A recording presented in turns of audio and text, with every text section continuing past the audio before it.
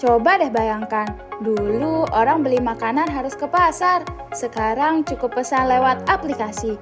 Dulu kalau mau kirim surat, butuh waktu berhari-hari, sekarang tinggal kirim pesan lewat WhatsApp. Dunia kita terus berubah, dan perubahan itu terjadi di setiap aspek kehidupan sosial manusia. Itulah yang disebabkan perubahan sosial. Di video ini, kita bakal bahas apa itu perubahan sosial, penyebabnya, contohnya di sekitar kita, serta dampaknya dalam kehidupan masyarakat.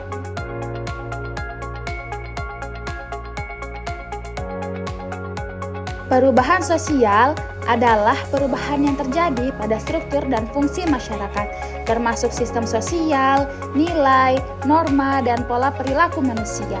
Menurut Selo Somarjan, perubahan sosial mencakup seluruh perubahan pada lembaga kemasyarakatan yang mempengaruhi sistem sosialnya.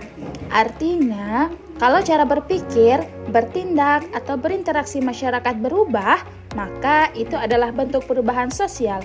Jadi, perubahan sosial bukan hanya tentang teknologi, tapi juga cara manusia memandang dunia dan beradaptasi terhadapnya.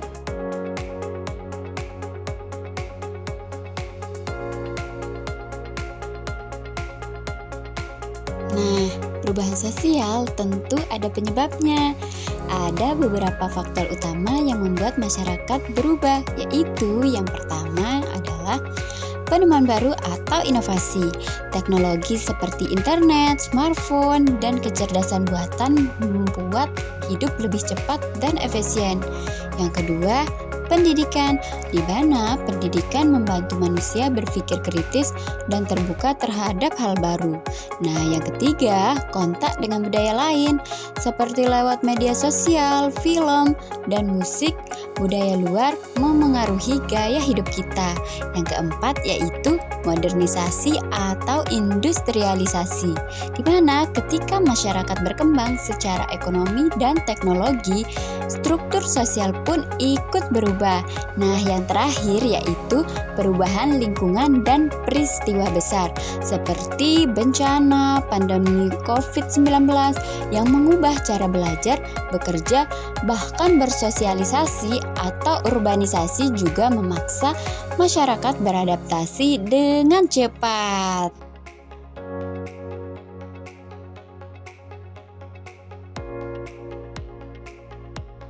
Perubahan sosial bisa kita lihat dari berbagai bentuk. Yuk kita urutkan satu persatu. Yang pertama, berdasarkan kecepatan terjadinya. Di sini ada perubahan lambat dan juga ada perubahan cepat. Perubahan lambat atau evolusi terjadi secara bertahap, seperti perubahan sistem pendidikan dari tatap muka ke digital. Perubahan cepat atau revolusi terjadi secara drastis, seperti revolusi industri dan revolusi digital. Nah, yang kedua yaitu berdasarkan dampaknya. Perubahan kecil dan juga perubahan besar. Perubahan kecil hanya sebagian kecil mempengaruhi masyarakat. Perubahan besar mengubah struktur sosial secara menyeluruh. Yang terakhir di sini ada berdasarkan perencanaan. Nah, ada yang direncanakan atau planning change seperti program pemerintah digitalisasi sekolah, dan ada yang tidak direncanakan atau unplanned change seperti perubahan akibat pandemi COVID-19 atau COVID-19.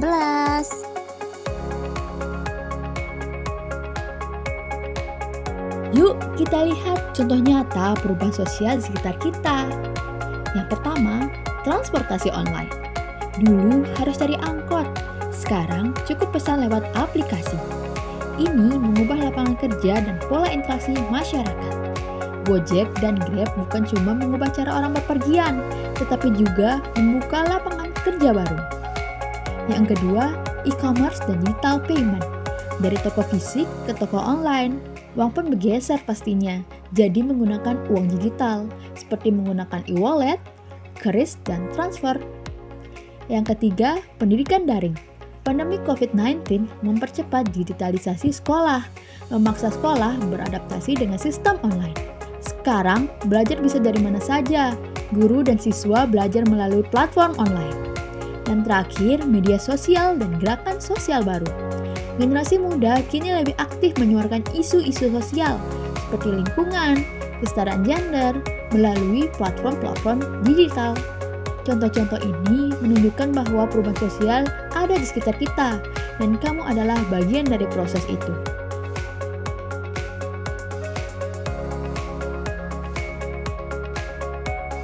Setiap perubahan pasti membawa dua sisi, manfaat dan tantangan.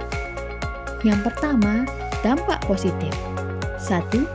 Meningkatkan kemajuan teknologi dan efisiensi hidup. Yang kedua, membuka peluang ekonomi baru. Yang ketiga, mendorong masyarakat lebih terbuka dan kritis. Selanjutnya, ada juga dampak negatif. Yang pertama, munculnya kesenjangan sosial dan budaya konsumtif. Yang kedua, menurunnya interaksi langsung antar individu. Yang terakhir, terjadinya konflik nilai dengan antara generasi tua dan generasi muda.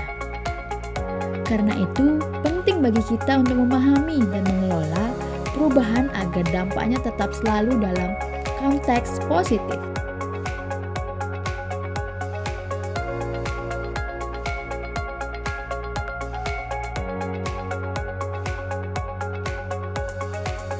Kita nggak bisa menghentikan perubahan, tapi kita bisa mengarahkannya. Yuk, jadi generasi yang bijak menghadapi perubahan sosial dengan cara seperti berikut.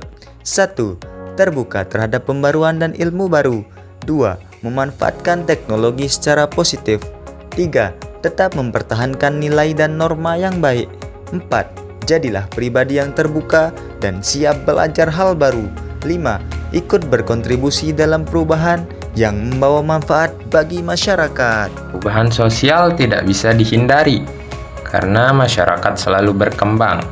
Tugas kita bukanlah menolak perubahan, tapi memanfaatkannya agar membawa kemajuan bagi diri dan lingkungan. Jadi, siapkah kamu menjadi agen perubahan sosial yang positif di masyarakatmu? Terima kasih sudah menonton video pembelajaran tentang perubahan sosial. Sampai jumpa di pembelajaran berikutnya.